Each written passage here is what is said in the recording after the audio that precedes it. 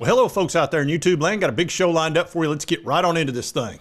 All right, folks, huge games this week. There's a couple that are monster games. And you can tell by the thumbnail, Georgia versus Tennessee and LSU versus Florida are two of the biggest. But we're going to take a look at the full weekend and point out some of the more interesting matchups. Should be a heck of a weekend. First, I do want to say one thing. Matt's channel, if any of you know, he got demonetized and he has been restored, and it happened really quickly, and I'm very happy for him. This is a guy that's put in a ton of work. He puts out great content, and I think he was under a tremendous amount of stress from this. I can completely understand having years of hard work being threatened like that, and I'm very happy for him. We went through the same thing with Kangaroo and his channel. His actually got deleted. It got restored, and he's doing fantastic. So shout out to those two channels out there. They're Alabama guys, but they're very fair. And before you say they're Alabama homers, they're as hard on Alabama as anybody. I promise you, and they do a great job. So I'm very happy that they're both restored and doing great. And I'm sorry that you went through it. But let's get into the show. And yeah, I buried the lead, which I never do, but I just needed to give a shout out to those two guys. All right, we got a little matchup here, NC State versus Wake Forest, Thursday at 7:30. That'd be an okay game. That'll be fun. Friday, we do have an interesting game between New Mexico and UCLA. We'll get to see Nico Iamaleava and see if he can make a bit of a comeback. He's been struggling a little bit the first two games. He did have a good second half against UNLV, but this is another Mountain West team, I believe, and this is a game they've got to win this game. UCLA has to win this game, period. You can do it! Because this is the one remaining game where they're favored. Yeah, they're favored by over 2 touchdowns, 15.5 currently. It's at UCLA, and they need to look good doing it. Nico needs to throw for 300, have 2 or 3 touchdowns. I think if they'll stick with those short passes, because, look, he's not getting any protection with that offensive line. New Mexico's not very good. Get the ball out of his hands pretty quickly, and I think you'll be fine, and he can at least get one win. That'll make you 1-2, because every game you have after that is not looking good. You'll have a chance against Northwestern, and then after that, it's going to be incredibly difficult. You're going to be the underdog in every game. And speaking of Northwestern, Oregon's at Northwestern. They're going to destroy them. Oregon's a 4-touchdown favorite. That won't even be a game.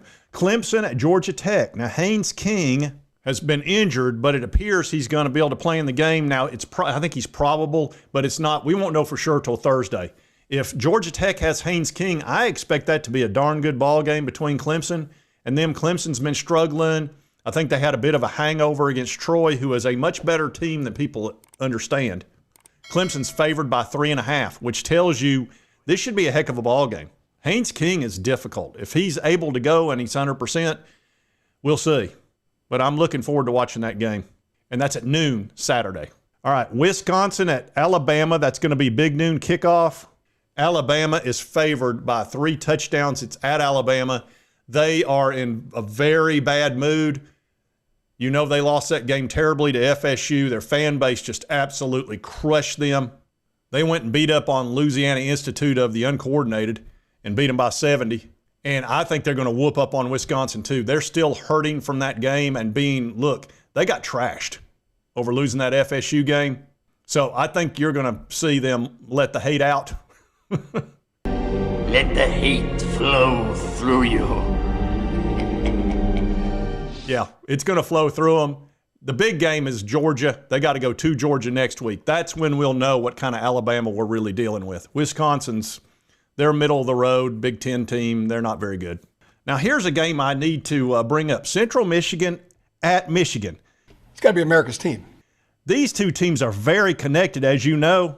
O'Connor was on the sidelines of Central Michigan, even though he couldn't remember if he was. And Central Michigan's head coach resigned after that game. The sign stealer guy. And their quarterback coach got fired. So there's a real connection between these two teams. I'm sure Michigan will beat the crap out of them. But anyway, it's still of note. Now here's the game of the weekend, Georgia at Alabama. The line has dropped from 7 points to 3.5 points. The biggest issue for Tennessee is they're missing their starting 2 cornerbacks. They're going to be going with Colton Hood and Ty Redmond.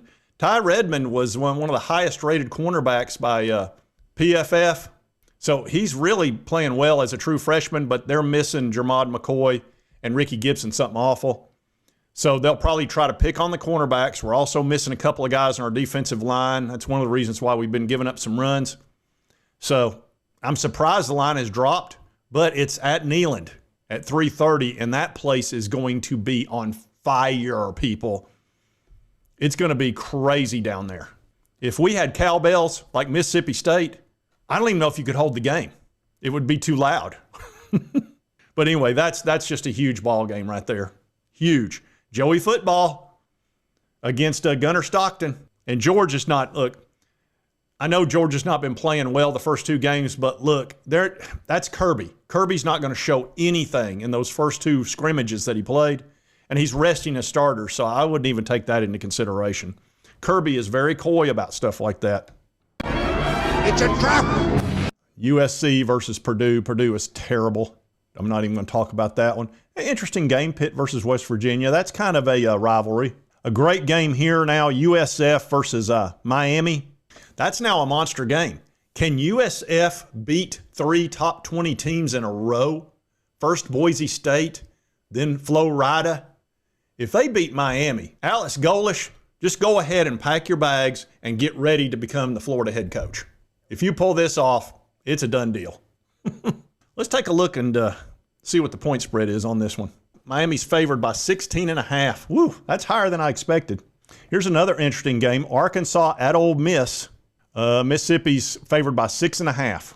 Arkansas is not a great team, but they might sneak up on you. They got my team last year.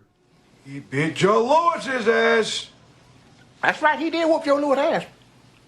Now here's another huge game. Florida at LSU. LSU's favored by a touchdown. This game could not be bigger for Billy Napier. First of all, he's got to go to LSU and play in that stadium, Death Valley, and it's at night. You never want to play LSU at night at their stadium. That place, it just gets crazy. And everybody there is going to be all fortified and ready to go. Billy, you have to win this game. And here's the thing about Florida. You can't count them out because they got a really good defense.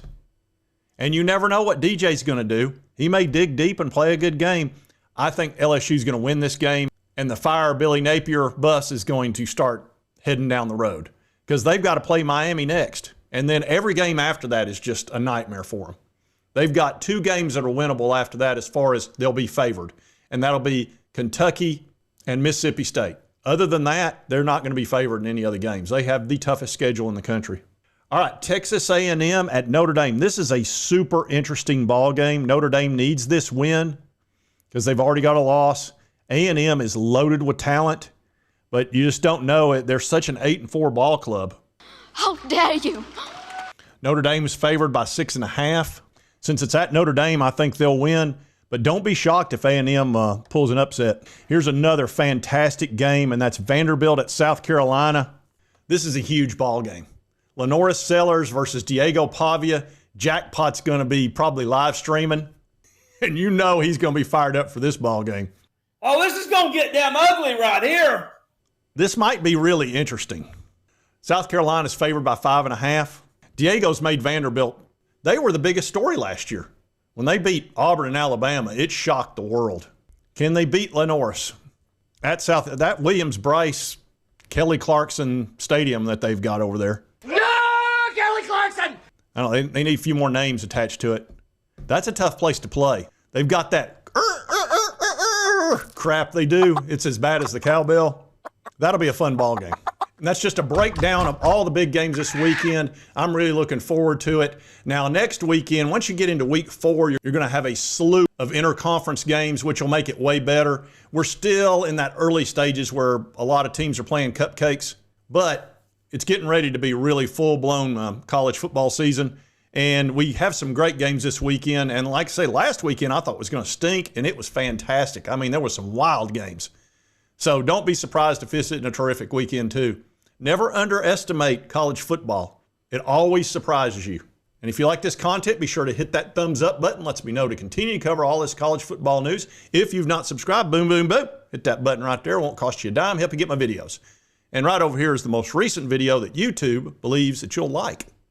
The algorithm. Who knows? And we'll see you next time on Sports Talk Jay.